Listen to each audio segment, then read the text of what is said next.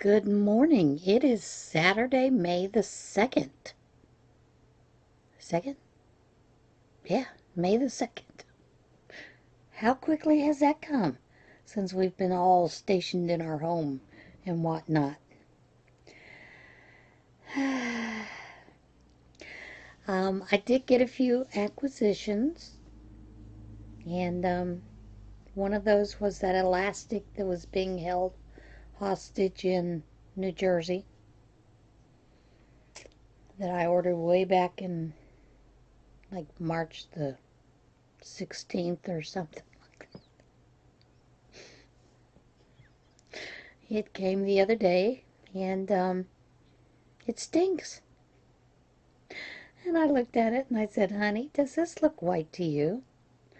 He goes, no, that's definitely gray elastic. And I said, and what is that smell? And he picked it up and smelled it, and he said, you know, it's just outgassing is what it is. He said, that's the smell of the rubber, you know. And I'm like, okay. Set it aside because it stinks so bad. Of course, that was one that's coming from China. I have another one that I'm still waiting on that is still trapped in Los Angeles last time I looked. I don't know when it'll show up. It was ordered about the same time. In fact, it was ordered like 30 minutes later. And that was the one that from Etsy that said it was being shipped from Georgia in the U.S. So we'll see. You know, fun stuff. But one of my acquisitions was this Holy Cats t-shirt that came yesterday. And Teespring, I'm not real sure where Teespring is located, but man, I ordered that March the 29th, and it took a little longer, you know, than I expected to get here. But, you know, I don't know where their warehouse print-on-demand offices are, so maybe it was in one of those states that was really hard hit. I do know that when you order t-shirts from my shop, normally they ship within, I think it's 7 to 10 days, but they've extended that to 2 to 3 weeks, and what I've noticed is it's taken about 4 weeks for them to actually ship. So, but, you know, things can be helped. Can't have too many people in the warehouse. You've got to space them out. Got to space those people that are working on the machines for the print-on-demands. So, I understand that completely. You know, we're all just waiting on pins and needles. Today I wanted to discuss a couple of things. And the first one, Wendy had asked me if what I thought about ordering yarn from other countries. And basically I'm kind of okay with it because we only have a few places that actually manufacture yarn in the U.S. And some of them I don't think even manufacture it in the U.S. I think a lot of it comes from other countries, but they warehouse it in the U.S. and they are a U.S. company. Having said that, I know that a couple of the companies that sell like Hobium or Hobby or whatever it is, I never figure out how to pronounce that one. And Ice Yarns, their suppliers actually supply a lot of our, you know, yarns that come from Yarnspiration, those kind of things. Now, in the past, I used to use a lot of Karen Simply Soft because it was manufactured in Washington, North Carolina, or Washington Port. I can't remember the name of the place. It's the factory where you go down and you buy the big things when they have that big warehouse sale where you can get things really at an excellent price, and people come down with trailers and buy 17 years worth of yarn. Um, so, yeah, it's absolutely, I think it's okay. However, and I'm going to say this honestly because it also has to do with fabric and yarn.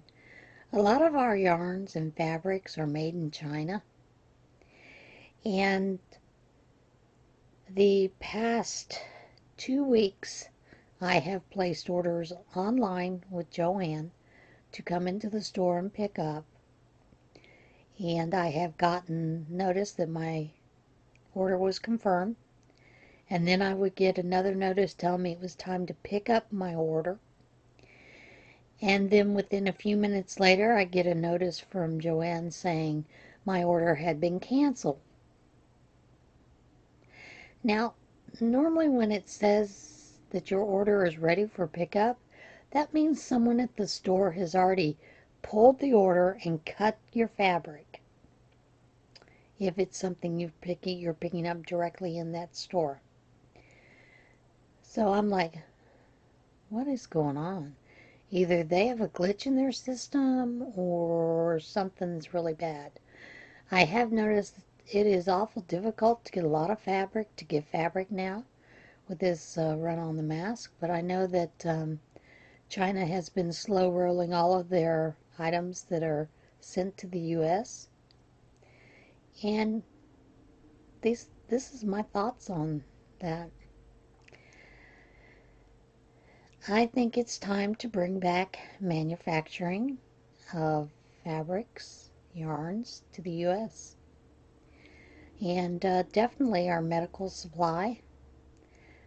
I had posted the other day on Facebook, someone had sent me a picture of masks that they had received. These are medical masks from China, where the minute you put it on, the elastic pulled from the mask.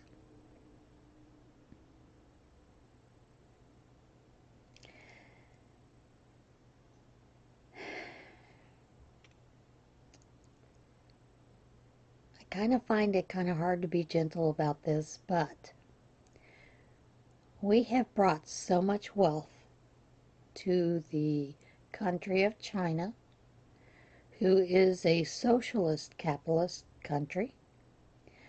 Those that are in business and are allowed to sell only do so with the grace of their country leaders. Because if you are not a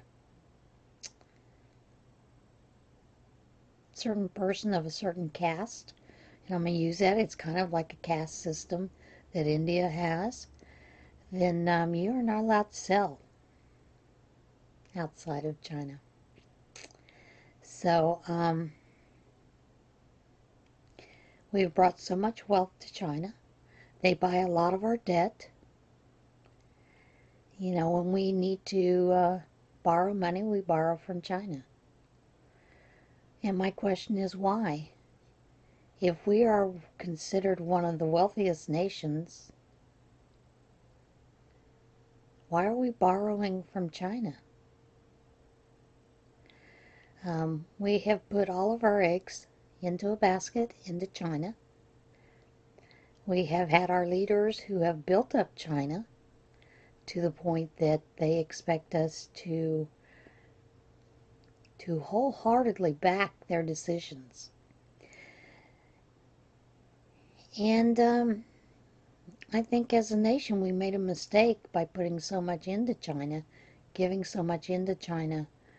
The quality of products, lots of times it comes from China, is not really that good a quality. There is a company that is an American factory that makes fabric, and name of that company I believe was All American. And I've bought a lot of fabric when I go to Joann's from that line because it is all American. It's made in the U.S. North Carolina at one time was our one of our biggest fabric textiles in the U.S. Gold Toe used to make all their socks and hosiery and those kind of things in the U.S. Now they just have a warehouse there and it's made in China. So I'm of the opinion we need to bring some of it back to the U.S. And I know that when I was in the Virginia area, Christiansburg, we were actually at Blacksburg, Virginia, when my husband was working on his PhD at Virginia Tech. And I used to buy a lot of fabric from Dan Rivers, which was right there in Virginia. And they went out of business, and I used to buy a lot of products from Bontex, which was made a lot of sweatshirts and those kind of things. And then they moved their factory. So, yeah. You know, we're always talking about the needs for jobs in the U.S. Just look at what we could do. And I understand why our drugs come from China. Our U.S. government, our leaders, in their, I'll say in their short-sighted wisdom, have determined that we can't produce the minerals, the materials, because, you know, global warming, climate change. They made these rules that you can't dig up portions for those kind of things. So we go to China and let them dig up their part of the world so we can have the things we need for medications. That is where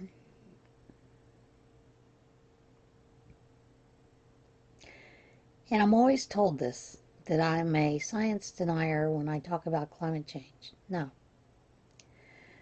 My husband studies climate change. He does a lot of reporting for climate change. And we have leaders who don't understand the science behind the research that goes into it. They don't understand what those terms mean. So a lot of them just come up with this idea that it's bad for the earth.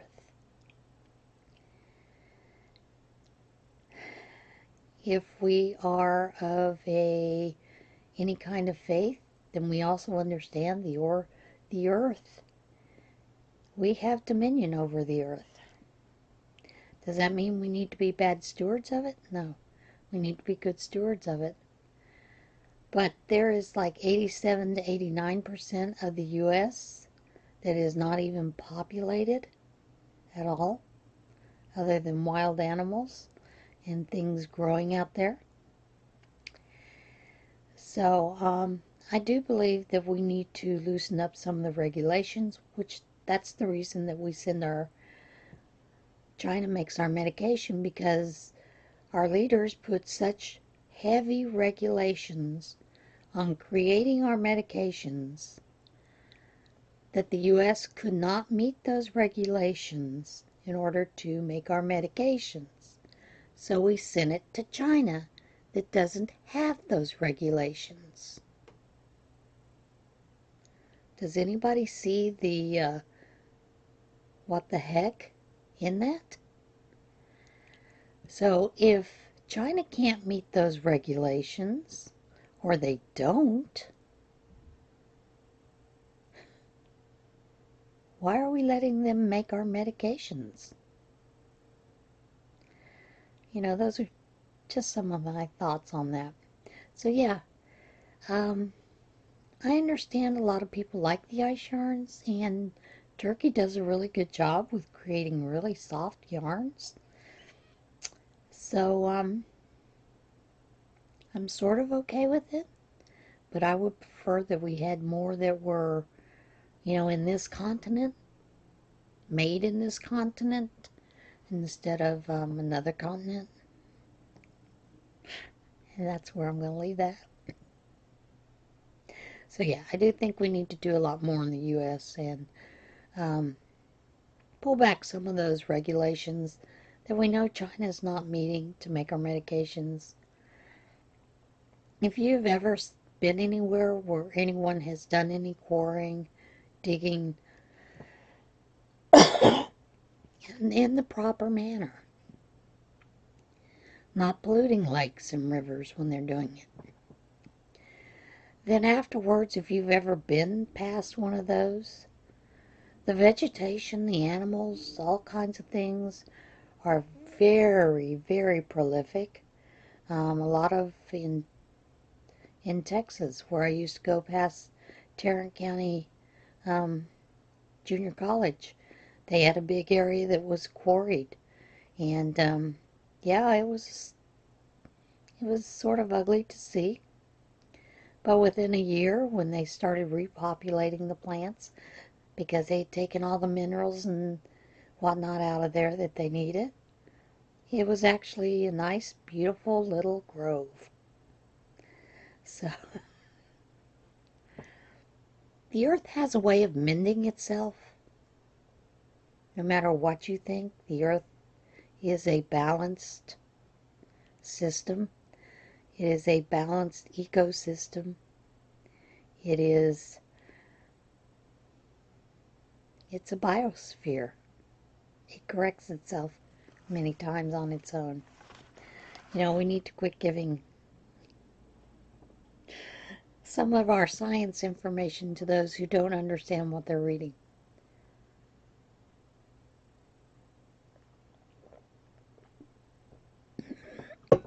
Now, I want to discuss Knitcrate for the month of May. Yesterday, Knitcrate put out their reveal in video form on YouTube. Go watch it.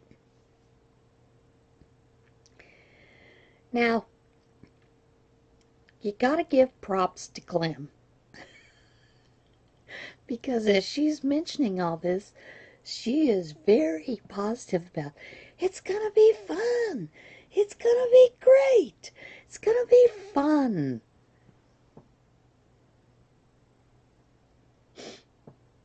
Okay. After I watched April of Be Wild by April Lee, I told myself I was pretty negative on Knitcrate about their, Kool-Aid coming to us to dye our own yarn. And I'm still a little negative about it. But I thought, I know it's an adventure for some people who've never dyed their yarn. It'll be fun. I've dyed my yarn many times. But with this reveal, because it is Kool-Aid, you won't have to go out and buy a dye pot. You can use whatever things you have in your home to dye this, and you'll be fine because you can wash them and then use them to cook your food in. But this is my problem. As they were talking, as Clem was explaining, she made a comment about there's going to be 4 options. What will be in your box? For those of us that get the regular membership. And I'm in my head, I'm going, options? When I went to look, the only option I had was which Kool-Aid I wanted to get. You know, Energize, Chill Out, or Natural. I thought, that's the only option I'm getting. Now, when I hear the word options, to me that says I get to choose. That's not so. You have an option of Nice and Round, which is 100% superwash merino, 415 yards. It's a 4-ply fingering. Second option is 2-ply superwash sock, 100% superwash merino, 400 yards. These are all fingering weights. Third option is 75% superwash merino, 25% nylon, 450 yards, and it is a 3-ply fingering weight. The fourth option is the Superwash Single, which is 100% Superwash Merino, 415 yards, and it is a single ply fingering weight. Yippee! But I don't get to choose. It's going to be whatever they pick up and put in my box or bag or whatever. So to me, that is not an option. Wrong choice of words, Knitcrate. You should have said we don't have enough of one base. So there are 4 bases and we will choose as we fill your items. Which they did put, in a little thing to tell you that. Okay, Kool-Aid, I'm still going to get yarn. But here's the problem. Each one of those bases dyes up a little differently, takes up dye a little differently. So those of you that are new to it, when you get your box, I would suggest if you got the sock weight or you got the 75-25, you would make sure that you go over to ChemKnits and find a video on that base. Rebecca does a good job of teaching. I've used a lot of her tutorials, for dyeing my own yarn. I'm not new to dyeing my own yarn. I have fun with it. I enjoy it. Or if there's a special color I want. Now, my biggest thing is instead of Kool-Aid, and it does smell great afterwards. It smells like Kool-Aid. But my biggest deal about it is, why not provide a package of food coloring? So you could choose your colors. But okay, they chose to do 2 packets of Kool-Aid. Alright, I'm good with that. But there's no booklet. There's no pattern. You get to go and pick your pattern from a list of people they're going to send to us. Okay. But some of those patterns you're only going to get 40% off. Yeah, you have to pay for your pattern, some of them this time. There are quite a few that have offered free patterns, but it's only a certain few free. It's not one that you can go into their list of designs and say, oh, I'd like this one. No. So, this has led me to believe that Knitcrate is probably 1 month short of being out of business. And I'm going to say that because of this. They in the past have told us that they work 6 months planning ahead. That doesn't mean that they are 6 months ahead in their purchasing of the items that they need or whatnot. As it became very evident with this month's, May's box. What it showed me is that they get their shipment of whatever we're ordering, like for next month's yarn. They'll get it at the very end of May.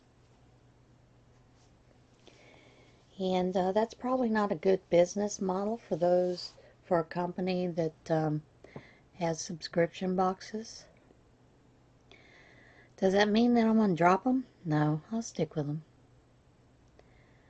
But I would hope that they learned a valuable lesson from this set of circumstances and that they will move things a little faster so that they get those yarns in sooner than just a few weeks before it's set to go out.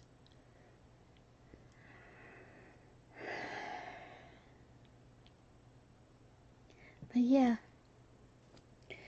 that kind of bothers me about that. You got to find your own. And they couldn't even get the Malabrigo that they had ordered, so they're substituting it with something else. It's still Malabrigo, which one day I will purchase a Malabrigo yarn to try, because I hear it's absolutely scrumptious. Just haven't done it yet. But I am a little still upset about having to, dye my own yarn. And that's okay, because I already have plans. I've already purchased the colors I want. Thank you, Knitcrate. And what I thought was interesting is she is showing all these beautiful yarns that either she has dyed up with the Kool-Aids or somebody did. And I'm thinking, the very first time I dyed up yarn following the Kool-Aid thingy, it didn't come quite like I wanted it to come out. It was still beautiful and smelled great, but it wasn't quite what I was expecting. And I followed, Rebecca's tutorial online for the Kool-Aid that I had chosen. But, yeah, it was rather interesting. That's all I can say. So, yeah, I'm still not happy about it, April. But I am going to do it. Just because. And I figured I told you I had those 4 skeins sitting across from me. They're waiting to be dyed. And I will wait till my Knitcrate box comes in and I will dye them all. Probably the same day. Although I know what I'm doing with that one already. But I think I'm going to use some of the packages of the, for the egg, when you dye your eggs at Easter. Got a couple of packages of those for like 10 cents, because I thought, yarn, dye, fun. And it is fun. But, I just thought it was rather interesting. They used the words options with those bases. No, it's not option. It should have been, this is what we have. We didn't have enough yarn, so you will getting one of these. One. You'll get 2, in your box. That'll be of one of these 4 bases. But it's not an option. So I hope that didn't upset too many people. And if it did, well, we all have opinions. So I will tell you my other purchase. You shouldn't go bored to Ollie's. I originally went looking for hand sanitizer because there's a distillery that is providing Ollie's with hand sanitizer, and it's a big bottle for like $10, $9.99. So I went and I got it, and I always like to go look at the books and look at the inspirational novels and some of those kind of books like that. And then I go back and I look in the notebook section. Then I go back and I get back to the yarn, and yeah, I did buy some yarn, and I'll be with that, and I'll show you that in a moment. But as I was going through the crafts, I saw this and I thought, why not? So, one should not go to Ollie's bored. That's all I'm saying. All right, let me get the yarn and I'll show you that. Okay, I'm back. Now, Ollie's has some of the Bernat blanket yarn in the blanket stripes. And these are both the same color. I think you can see how being wound up it's different. These are the Rocket Blast, and I got 4 of those. They're 10.5 ounces, and it's twice the size of the smaller balls that they had for, I think it was $1.99 each. These were $3.99. So I got 4 of that color, and I got that the other day. But yesterday, when I got the harmonica, because, you know, I have plenty of time to learn, I also got some more. And this is in the very pretty color Little Lilacs. And it is a gorgeous color with lots of purples, you know, lightish pinkish purples.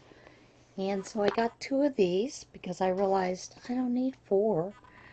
I used 4 to make blankets, those blankets lap robes that I made with the other colors that I'd gotten early in the year. So 2 should be plenty. And then I got 2 of this, which is the Making Waves. Pretty color and blues. They had quite a few colors in my hollies. They had one that was like natural tones, grayish, kind of tans. They had another different color purples, some pinks, and another different color one of the blues. But I chose those. And, you know, now that I'm sitting here looking at him, I'm thinking, really, Jane? You've been making masks out the wazoo, and you don't have time to crochet or knit, and you bought more yarn? Well, yeah, but I also bought a harmonica. So,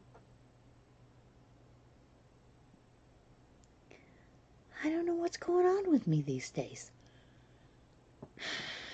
Okay, there is one other thing that I want to tell you. You know, I told you earlier about the Joann's and the fabric bidding, you know, getting canceled every time I turn around. And I was kind of frustrated because I'm not getting real low on fabric, but low on fabric that I think is mask suitable, you know. So a couple of months ago at Prayer Shawl, Pastor Susan had announced that there was this woman that her mother passed away and she was a quilter, and she had quite a bit of the fabric and stuff. And did anyone want it? And I said, oh, I'll give her a call. No one else was interested. So I called her, and this is probably back in, did we meet in February? Yes, February. This is way back in the first part of February. So I had called her and left a message and said I was interested in it. And I hadn't received a call back. And, you know, the pastor had asked me about it a couple times. I said, well, I called and left a message. I said, something must be going on, you know, that she's busy with, or, you know, maybe it's gone. So yesterday I get a call from this woman. She said she was very apologetic. She had meant to get back to me, but things have been going on that were, you know, that had to be taken care of. And I told her I understood perfectly. She said, do you still want the fabric? And I said, yes, I do still want the fabric. And so she started telling me some of the other things in there. And she said, my mother had some doll hair that was made out of fabric. And I'm thinking, fabric? Doll hair? She said, do you want that? And I said, well, go ahead and throw it in. Because now I'm curious, okay? Well, I'm going by to pick that up today. But when she was talking to me before she left, you know, we were just chit-chatting a little bit. And she said, Jane, I know you don't know me, but I have a request. One more thing. I said, okay. She said, would you pray for me? And I said, of course I'll pray for you. So I put out a request yesterday for my friend, new friend. And I'm going to put that out here today. She is facing a rather serious surgery in about a week.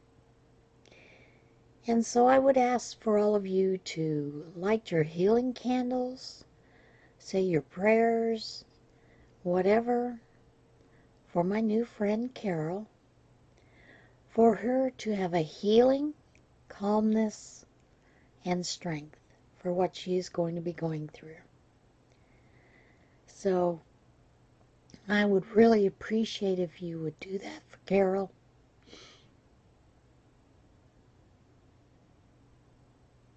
Yeah, I'm tearing up.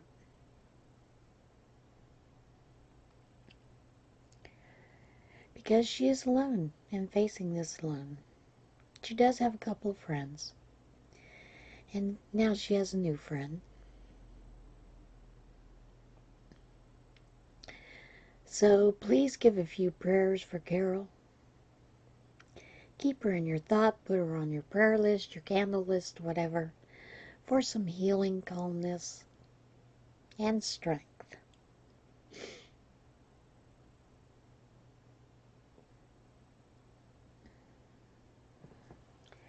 And with that, I'm going to end. And I will tell you, I am going to be going to the laundromat because even though I know it comes from someone who is her mother was an avid quilter, took great care with her fabric, I am going to wash it because I don't know if her mother washed it. And as she said, she doesn't know if she washed it before either because of the way things change in the quilting world. At one time, there was you washed everything, and then there was a time you don't wash it. So I'm going to be spending this afternoon not only picking up the fabric, but washing it, and I'm gonna knit. If I can remember how to knit. I'm gonna work on that knit-along shirt that I'm making. So I'll see you again soon. Everybody have a great week. Choose kindness and be safe out there. Okay, bye.